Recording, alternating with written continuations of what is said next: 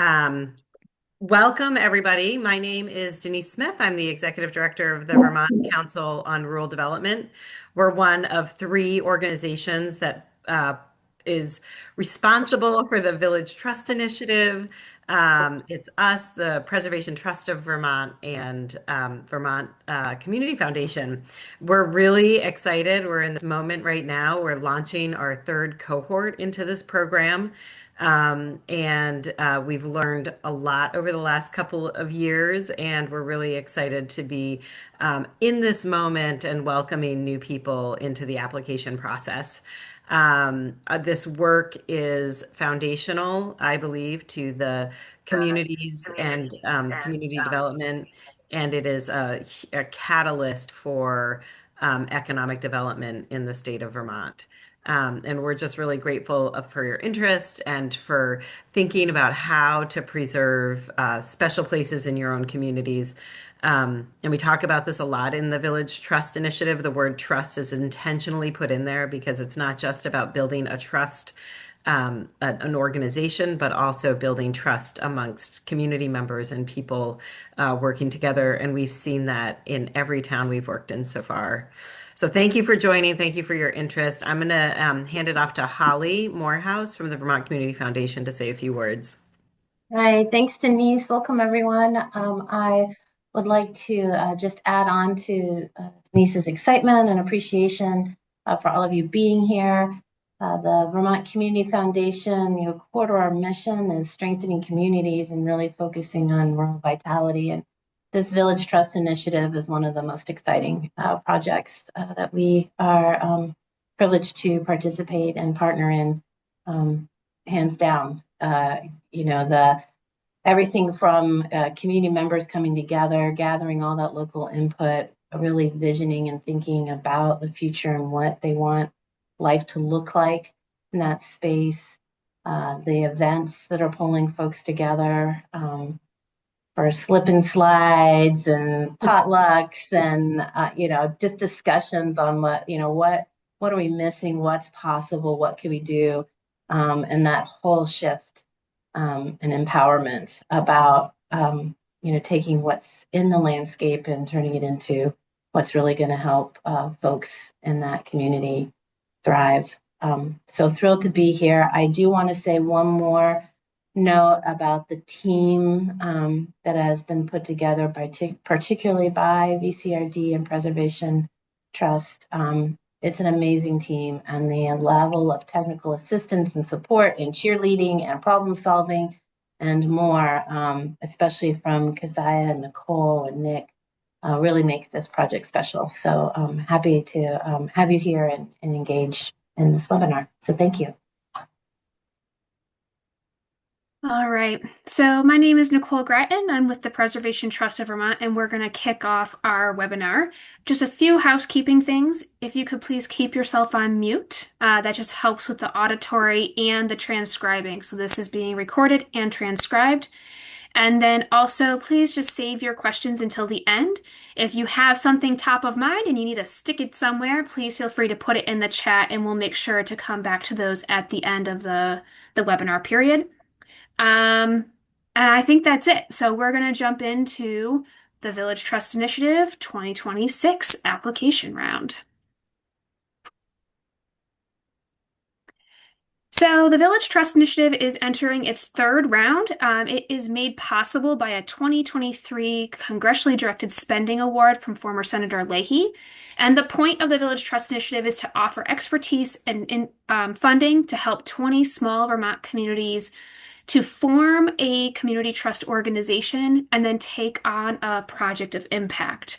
So unlike other grant programs that you may be familiar with, this is really people first. We're looking to build local capacity through the creation of a local nonprofit, and then we will be providing you with wraparound technical assistance support to help that group of people make an impact in the community through the rehabilitation or work on a building in your downtown village environment.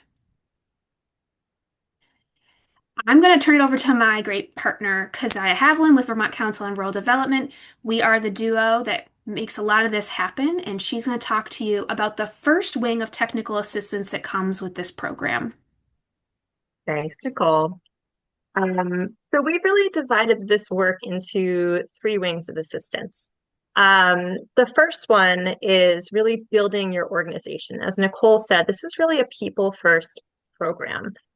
So we are going to do things like help you build up your board so it is robust, about 7 to 13 people. We're going to promote diversity within the board. Try to have a range of social connections, a range of skill sets. We're also going to help you to create different committees so that you guys don't get burned out. This is a lot of work, and committees can help kind of share and spread the load. And it can also bring in people into your work that may not necessarily have time to serve on the board, but want to be a part of it. We're going to do things like help you apply for your 501c3 if that's not something your group already has. We are going to help you find the right insurance, and we'll walk you through starting a website if that's not something you've done before. We'll be there to help you with some branding, things like coming up with what your values are as an organization and how you can reflect that to the outside world, through a slogan, through your work on newsletters and your website, through the creation of a logo. So we will walk you through this to create a really solid group who can step up and step back when needed, and really tackle all of the ups and downs of the roller coaster that is development. The next part of this wing of assistance is gathering input. So after you become this really solid rock star organization, you're going to go out to your community. This is a required part of the program, and it's not just a touch point. It's really your start. It's your public face. When you go to your community early and often, you're doing things like building trust. As Denise mentioned, it is part of the name intentionally of this program. You're going to do things like limit the spread of misinformation. And as we all know, this can happen a lot in small towns. Somebody hears something and then that gets passed on, and we have a little whisper down the lane. So if you are out there and you're available for questions and people know how to reach you, it really limits any misinformation that could get out there. It's going to help you understand the needs of your community. What is most pressing that we could then figure out how to work and fit into this building? It's going to create stakeholders, potentially engage the next generation of your community trust board members, and could start to plant the seeds for some of your funding efforts. So this is a major part of the program, and it's going to look different in every community, and we're going to figure out how to best work with you to reach the broadest range of community members. All right. The second wing of technical assistance kind of lives at the PTV side of the house. And we are the people that help you get from all the great work you've done with Keziah of you have your board, you have your idea, your community's behind you. Well, now how do we make it happen? So we will be supporting you with everything from hiring an architect, having an engineer come in to do a structural assessment. We're going to help you navigate the environmental review process. We could support you with finding a lawyer to help with a land transaction. Basically, anything that your project needs to get from idea to done is what we do by your side throughout this program. The images that you're seeing up on the screen right now are the Albany General Store. This is a project that PTV supported before the Village Trust Initiative, but it's a really good example of what they had up in the top left corner, a very unappealing building. They went through the design process, the upper right-hand corner. You can start to see down in the lower left that construction is happening. They've cleared all of those hurdles that they had to overcome. And then finally, in 2021, they were able to open this building. And we also supported them with finding an operator. So many of these projects, the only way that they're going to work is in partnerships. And we can be supportive of forming up those partnerships so that you have a strong future for whatever it is that your community is seeking to create. And finally, the third wing of the technical assistance is really supporting you around how do you get this done financially? And so this is a picture of our project that we're supporting in Snowsville, which is in Braintree, Vermont. And so you see the building, it's looking a little rough. We're working on design. You can see that in the middle. And then this wonderful little colorful bar on the right is your funding stack. So the Village Trust Initiative comes with technical assistance support and funding, but it also comes with implementation money. So putting it into the building. And we here at PTV and with the support of the Vermont Community Foundation will be building up that funding stack to include other federal and state grants, as well as doing a capital campaign. So philanthropic donations to your project is another wing of the support that we provide through this program.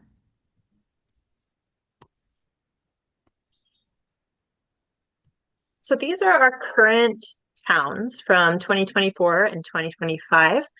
We have a fairly good spread throughout the state of Vermont, and our hope is to keep getting representation from different corners through this program. In order, the current towns are Belvedere, Benson, Braintree, Greensboro Bend, Lunenburg Gilman, New Haven, Orwell, Reading, Rupert, Sharon, West Fairleigh, and Wolcott.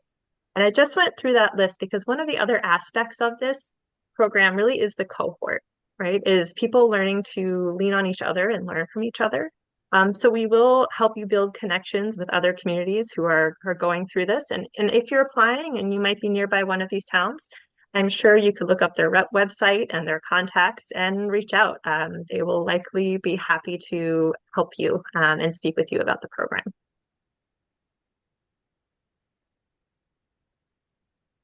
Next slide, sorry. So there are a few basic qualifying factors that you need to meet to be able to apply to the program. The first is that the population of your town must be under 2,500 as per the 2020 decennial census. So that means your whole town, not a village within your town or a hamlet. We're looking at your town population. Projects must be inside a village environment. That doesn't mean you have to be a designated village. It just means there needs to be some sort of clustering of buildings or a meeting of roads that has, a church and a town office or a town hall or a gas station even. So looking at some sort of clustering and village-like environment. Third is municipalities are not eligible for this program. We hope and encourage you to work very closely with your municipality, but the intent of the program is to grow the capacity within your town. So the municipality itself is not able to apply. That doesn't mean if you sit on the select board or the planning commission, you're not allowed to be part of the board. It actually works really well when we have one or two members who are involved in the municipal government within the trust, enhances communication and that partnership. But this is a program that sits outside municipalities. Finally, outdoor recreation and greenfield projects are not eligible for this program. So if you have a gazebo you want to redo or a ball field or trails or something, that's not this project. There's a lot of other funding we're happy to point you toward that could support that, but that's not Village Trust. Next, applicants must obtain a letter of support from the select board. And this is part of the reason that we have our application open for so long, is that you need to be able to go to your select board and have them support this project. And we're happy to chat with you about how to best do this. We also have some example letters. There's one you can see right here that you can use to reach out to them. And number 6 is the applicants must have a clear and documented path to site control. That does not mean that you need to own the building. And in fact, if you do not own the building, please do not try to buy it during your application period. And Nicole will get into that a little bit later. It just means you need to have had discussions with the owner. And that owner needs to acknowledge that they are interested in selling or providing a long-term lease for your organization on this building. And again, if you have questions about how to approach an owner of a building or anything around that process, we will have office hours that we'll talk about a little bit later, and we are happy to help you through that. Nicole, is there anything I missed that you want to touch on again with those? I think you got it. So, as applications come in, and when we take a look at them all in September, these are our evaluation criteria. So, as Kazai kind of shared, we have a map of where we've currently are working with Village Trust Initiative communities, and we're going to be looking to include all of the states. So, we're looking at geographical spread. We're also looking at project readiness, and that does not mean you need to have everything ironed out, but we want to know that there's some momentum behind your group and that the project feels like a feasible task for your community. Community readiness is another really big one. Um, this is just everyone kind of saying, like, yeah, we need this in our community and really being ready to put in the work. If your community has had a lot of disruption or change, that could be a sign of community readiness. So just kind of be thinking about, does it feel like the right time for our community, or do we have other things that we're trying to tackle first? I just spoke to the enthusiasm and diversity of your working group, but really, this is a people-centric program. And so having people that are ready and excited to put in some time and effort to improve their villages is really important. And by diversity, I recognize that Vermont is not super diverse, but there's a lot of diversity in the different skill sets that people have or the places in the community that they have connections to. So just kind of be thinking as you look to form a working group for this, who in the community could you be pulling in so that you're really getting representation of the entire community? Oh, I'm sorry. I didn't mean to do that. Um, Project scale is another one. As you can see here on the left, we've talked about Snowsville. They are a round one community. They have a very big project. As we enter round three, we just want to keep everyone's mind on the fact that we have about 3 years to get these projects completed with you. And so just kind of be thinking, is this the right scale of project for our community to be taking on? Or should we be thinking about something a little bit smaller or more manageable? That's not to say that a big project can't be done. It just means we got to keep our eyes on that timeline. Another one is community need. We'll be looking at different factors such as what's been going on in your community. Have you been able to secure other grants? Is this the first opportunity that you've had to really make something happen? There's no right or wrong answer in any of these evaluation criteria, but we just want to make sure that we are really understanding where your community is coming in to the program so we can support you best. And I already spoke about recent community change and disruption. We just want to make sure that we're thinking about the different elements that are at play when we come into a community such as yours. Keziah? Yeah, if I could just step in for 1 second, and just remind people again we will have office hours. So if any of these seem confusing or you don't know, is my project too big or what does readiness actually look like? You're welcome to join us. Reach out. We can schedule some time to chat about your idea during those office hours.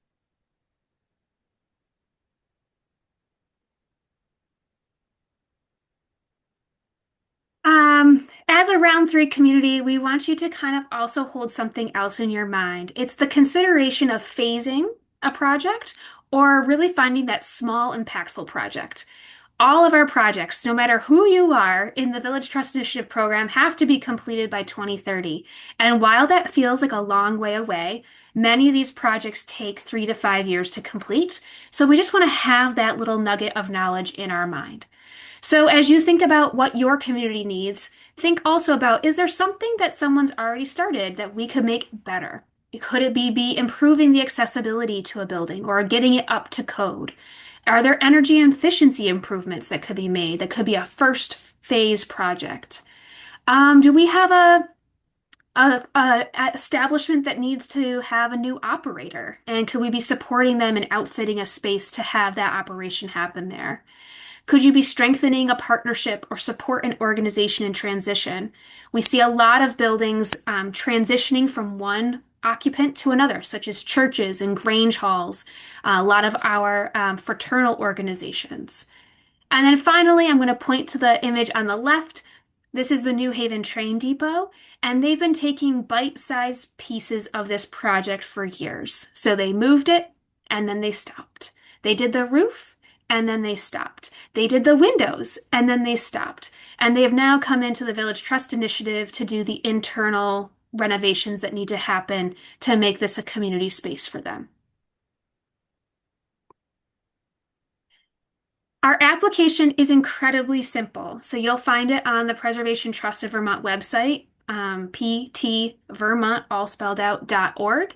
And as you put together that application, please just make things clear, concise, and compelling. Those are my three C's. As we have stated, we do have office hours. So if you want to talk through something, please reach out. But we really want you to just showcase simply and cleanly what you're trying to achieve and why your community is, I don't want to say the best because we're all best, but is ready to take on this next project.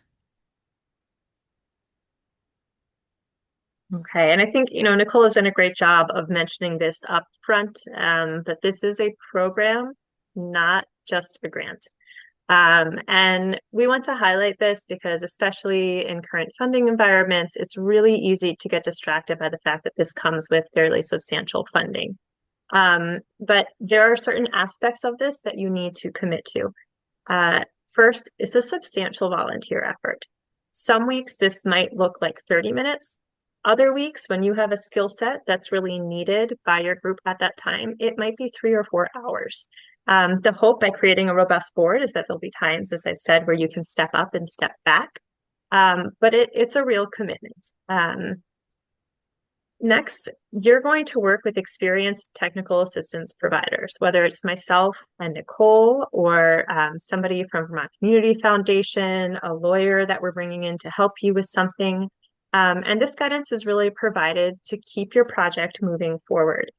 We've all been through this roller coaster a number of times, and we've seen things that work really well, and we have seen things that failed. And it's really our job to help you with those guardrails. And again, decisions, are up to you mostly in the end. But we're here to offer our expertise to kind of, as it says here, keep that project going. Also, this program requires you to spearhead a substantial capital campaign, as Nicole mentioned a little bit earlier. That doesn't mean we're going to say, hey, go off and raise, $200,000.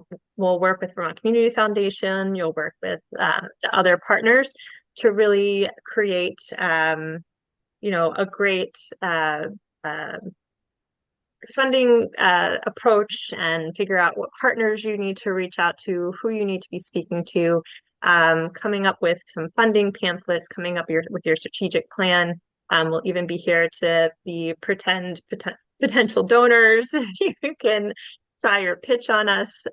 So we're here to support you, but it is going to be your responsibility to go out and do that. And finally, this is a federal grant, and that means that there are some mandatory things that have to happen. We cannot skip over, otherwise you will be at risk of losing the funding portion of it. And I'm going to hand it off to Nicole to get into the nitty-gritty of that a little bit more. Okay, I'm going to keep this very high level, but there's just a few things I want you to know about federal funding as you think and percolate on like, ooh, what's going to happen for us? The first is choice limiting action. So my left-hand column there is like all these things you cannot do. There are red lines. So as you think about, oh man, we're going to make this happen in this building in our community, please do not go out and buy the building. Please do not go out and do anything with the building until we have communicated and get you to a point where we can clear that action. The second one is signing a contract. So if you're like, oh, we're so excited, we're going to get the electrician right in there and sign the documents and he'll just be able to jump and go. Please do not do that. We cannot have you taking any action without having that clearance. And then finally, my little picture of a digger. Please don't be messing around with the physical building or the soils around it until we have connected. The middle image is a whole lot of stuff that we're going to take care of for you, but it is the environmental review process. So with federal funding, we do have to go through a process to be cleared, and we will be navigating that with you, but we just want you to have it in your mind that it does take time to get you through those things, and we will have to do different things such as a lead assessment or an asbestos assessment so that we can check all the boxes and have the project be really well defined to clear the environmental review process. It does feel like a lot of work, but in the end, it's going to make sure that your project is really well grounded and it's going to move forward smoothly as it progresses forward. And then finally, way down the line, you don't even have to really worry about it, but I just want to have it out there. There will be procurement procedures. And so you've got my three little bids to buy on some things. Some transactions can be micro purchases. Sometimes we're going to have to put out a sealed bid process. But again, this is all work that comes with our program, so we will be navigating that with you. I just want you to have it in your awareness that there are these things that kind of build the guardrails around how we're going to implement and get your project to implementation. And to reiterate what Nicole is saying, this program really is about lifting you up and supporting you. So we are throwing a lot of information at you today, but we're here to help you decipher this whole process and also the application. As we mentioned earlier, we're going to have office hours. I think that those will be at 1 o'clock on Mondays, and you can reach out to Nicole, myself, or Nick to try to get yourself on the schedule for those. We're fairly flexible. We also have various templates that can help you as you're trying to organize your thoughts or think about who might be great potential board members. Or I need an example of a way to reach out to the select board or how to best approach a land or building owner. So please reach out if there's anything on the application that feels insurmountable, and we can sort of talk you through that. All right, so here is your timeline. We are here today, Wednesday, June 17th, with the webinar. Applications will be available on the Preservation Trust of Vermont website today. We will be having ongoing office hours if anyone has questions that they want to touch base with us upon. Applications stay open, and again, we kind of said that this is a long window because we recognize that there's some work to do beforehand with getting a letter of support from the select board and obtaining some documentation around site control. So applications will close on September 8th. They close on Monday. They close or on September 8th. Wow. Finally, sorry, next, we have the village visits. So we've done this for all rounds of the Village Trust Initiative. So myself and Keziah and our team, we come to you and we get to kind of feel your village and feel your community. These are really informative visits. They're not meant to be intimidating. You do not have to like dress anything up. It's just a really good chance for us to come and be with you in your space. So by late October, we will be announcing the 2026 cohort communities. And then this year, we're going to be hosting our multi-cohort convening in Central Vermont, tentatively on October 28th to 29th. We will be sharing more details with you at that village visit. We just want you to hold that date so that you can participate with us with all Cohort 1 members and Cohort 2 members. And it's really a way to share knowledge, share excitement, and really kind of live into the values of the program itself. So here's a picture of Sharon, Vermont. They are a round 2 community. They're working to repurpose this church in collaboration with the existing congregation. And so this is just another example of the work that we're doing. Our contact information is in this slide deck and it will be shared with you afterward. And please feel free to reach out with any questions. And at this time, I'm going to stop the slide deck and we can take questions.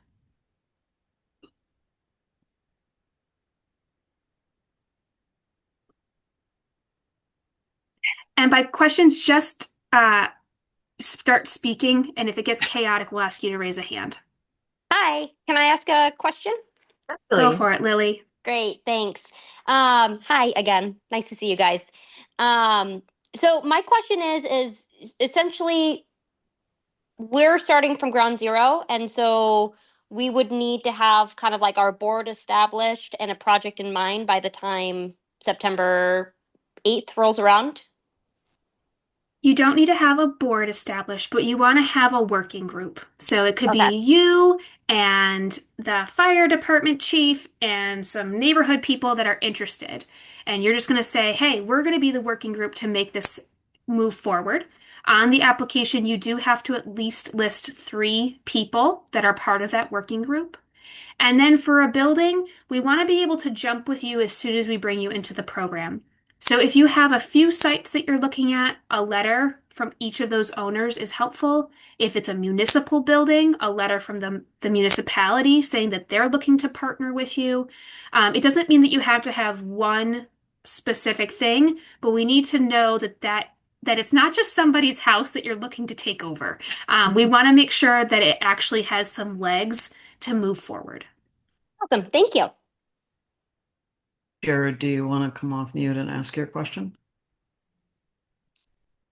Yeah, sure, I can. I was just curious, how might this process change if it's an existing organization, already established, looking for inclusion in the Village Trust Initiative?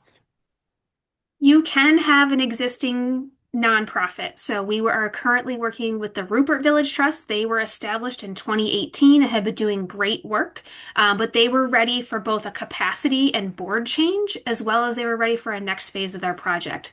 So if you have an existing organization, that is perfectly fine.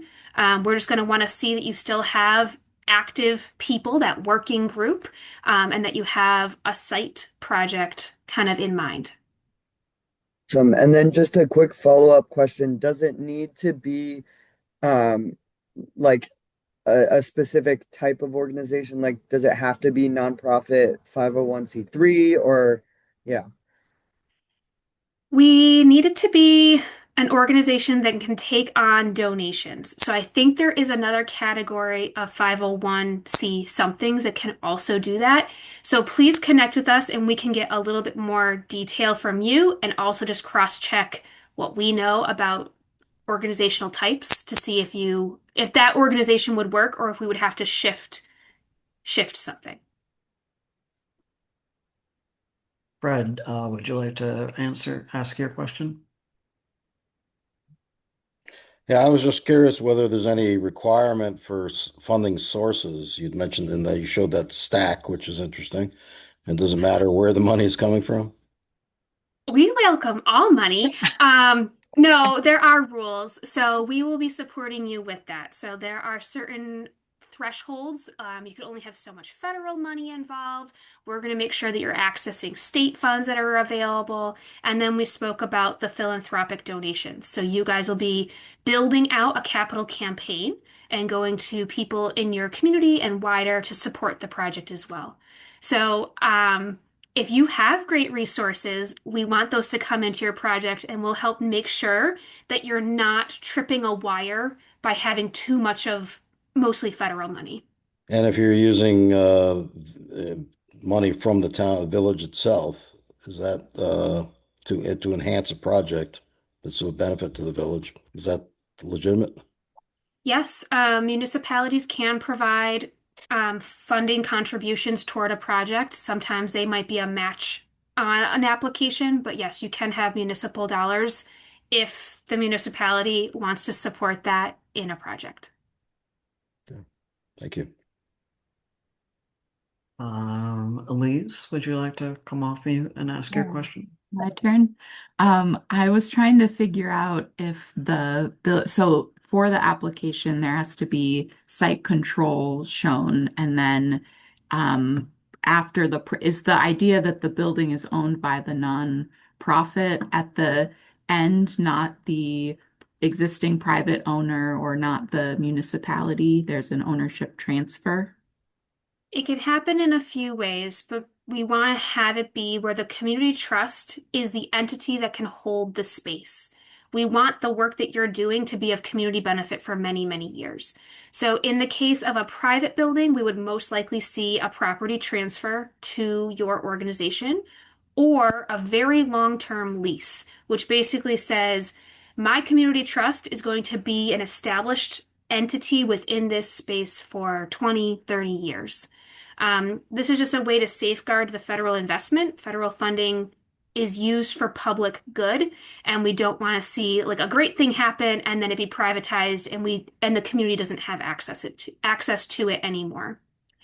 With municipal buildings, many municipalities wish to retain their asset. They do not want to let it go, and that's where that long-term lease arrangement works really well.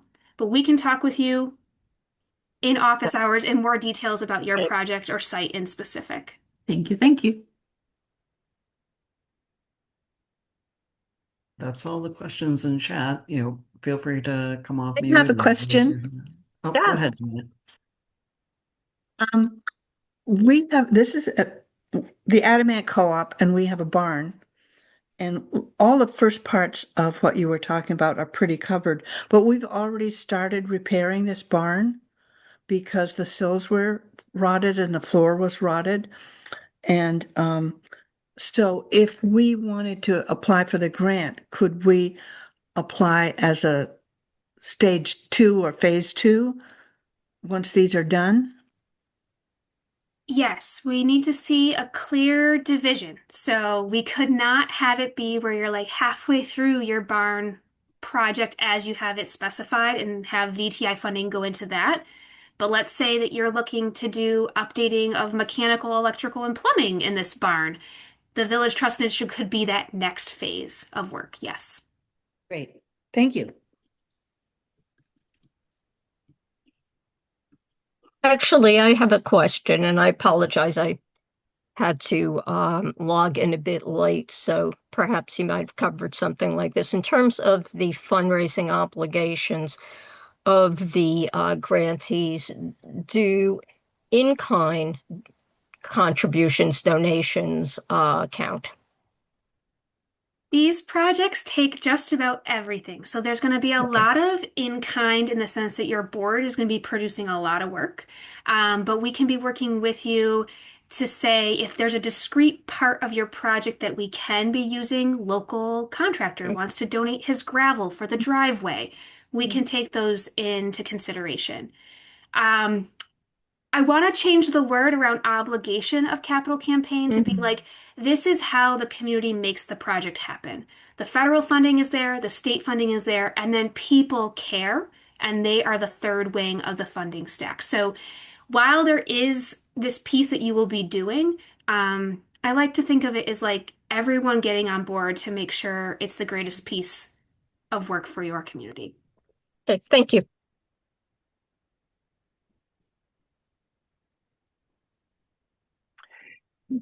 Nicole and Keziah, is an application enhanced by letters from the community? Or, I mean, I understand a select board letter is required and there's community participation, but are there other ways that we can demonstrate the value of our project to the community? There is no space on the application for additional documents, and that is somewhat intentional. Okay. But as we come to you, let's just say your community is selected for a visit. That's a wonderful opportunity to have the Historical Society person that's supporting you and the select board Okay. member. The community visit is really the chance to kind of bring that energy that your community has to us, so that we can meet and see everybody. How many applications have you had in each round, and how many have been funded? It's varied, but we've had a lot of applications. In round one, we selected 7 communities. In round 2, we selected 5. And in this round, we'll be selecting 6. So when you say a lot, did you have 50 applications and you selected 7, or you had 100 applications? I'm just wondering scale of In opportunity. year 1, we had 70. That number Oh boy. diminished a lot in year 2, which is frequent with grant programs. And so we Sure. expect that this year will be a heavier, maybe not 70, but more applications. Okay, great. Thank you. That's helpful.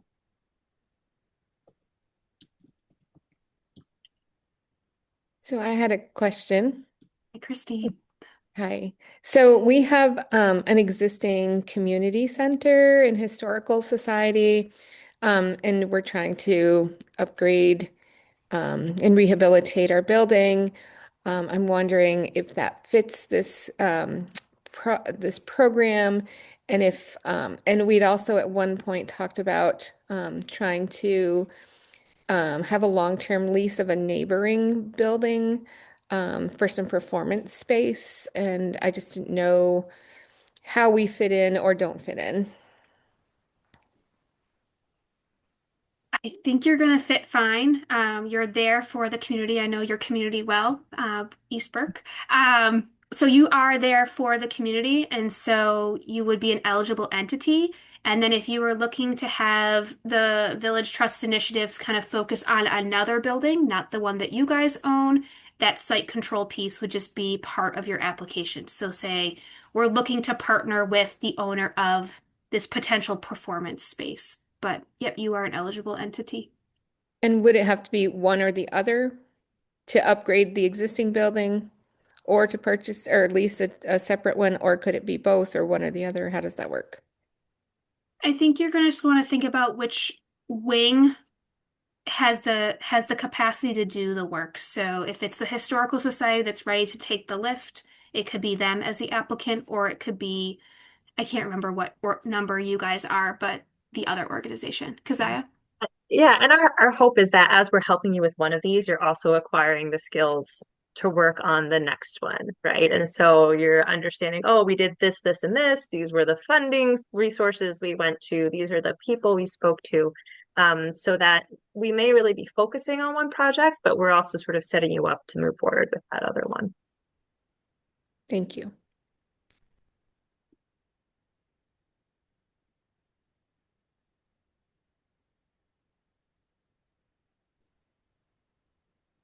Right. Well, Nick just dropped information for scheduling some office hours. So if you do have more specific questions, again, please reach out to us. It's in the chat. We're going to sit here awkwardly for another minute or so because I know there's another question.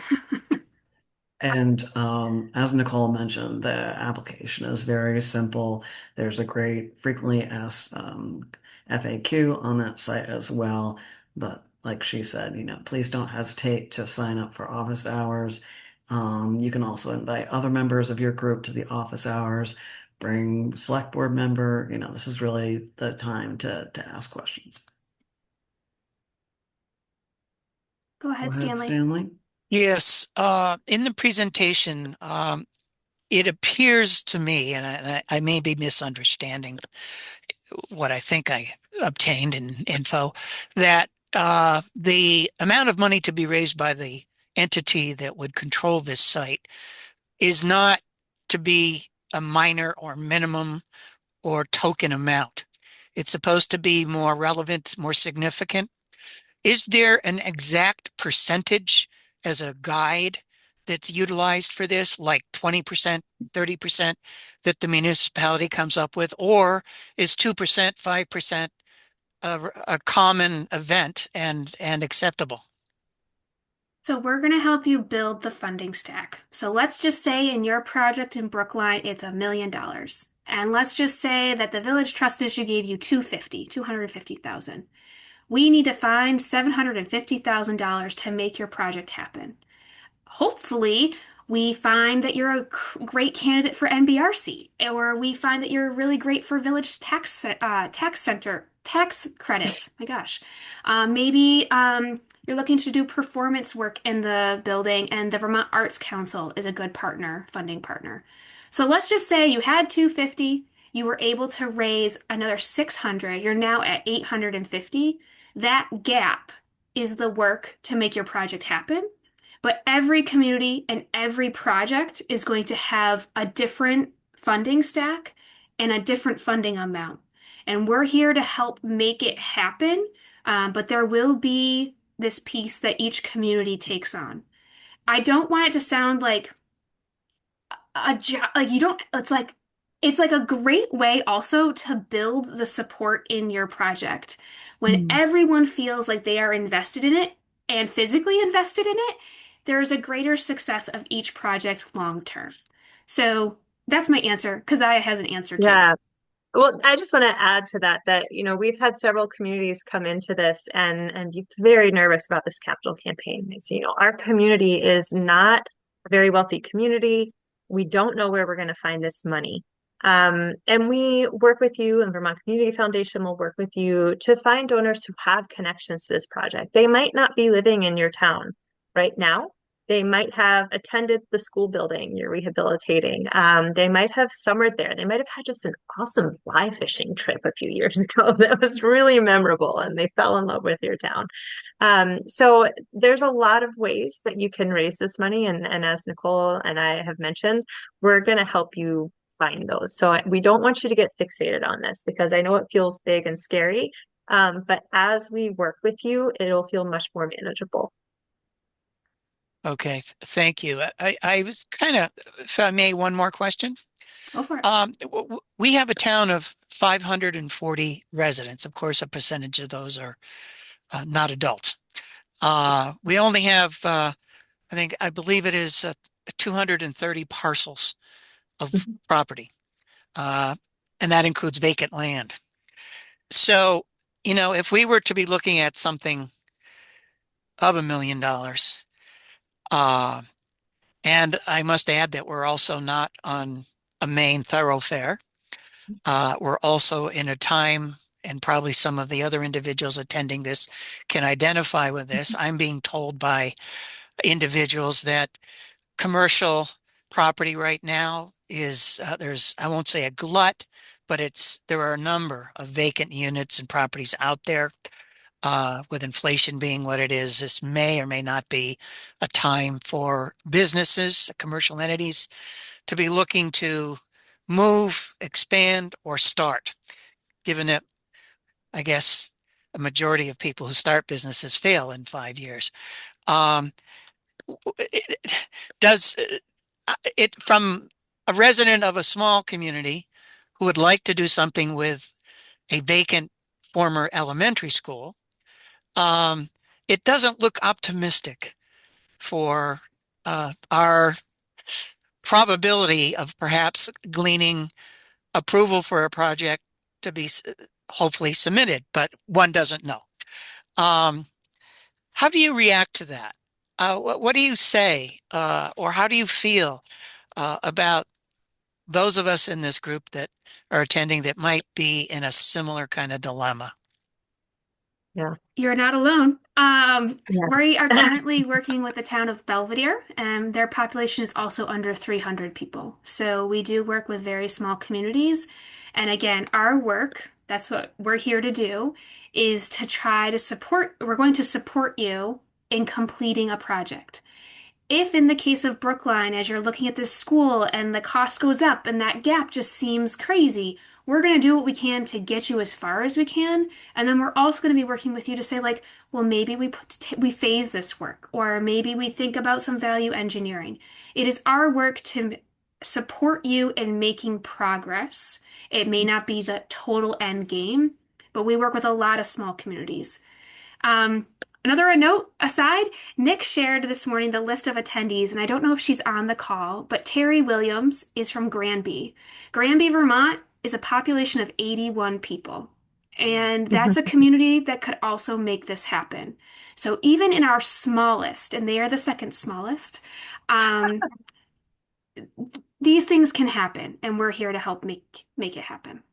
And I will add to that. I mean, this does feel like a scary time. We don't want to gloss over that. But as Nicole said, we're here to kind of push, pull, and shape your project to try to meet your community's need in some way. This program can be a fantastic start for a local business because your organization is going to be rehabilitating or renovating this building, which can end up lowering the entry costs for starting a business, right? Your rent may be able to be lower because you're coming into a situation where the building is already taken care of.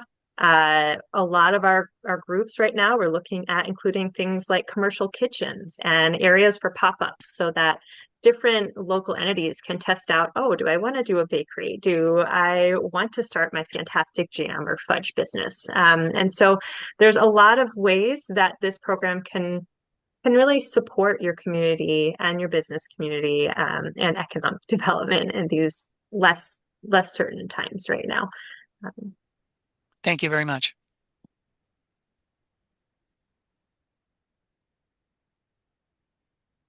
Any last questions, or Nicole and Keziah, would you like to leave us with some parting words of wisdom? If anybody would like to speak up, feel free.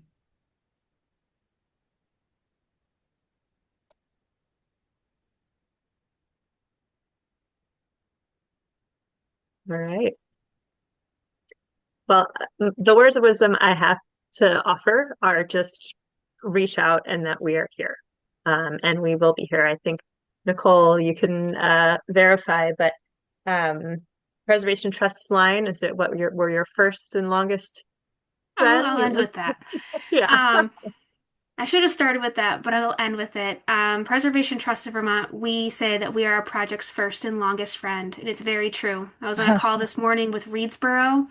We have been a partner with them since 2006 and will continue to be a partner with each of you, whether you're in the program or not. So even if you are not selected for the Village Trust Initiative, we're always here, whether that's to help you take on a structural assessment, to think about a grant application.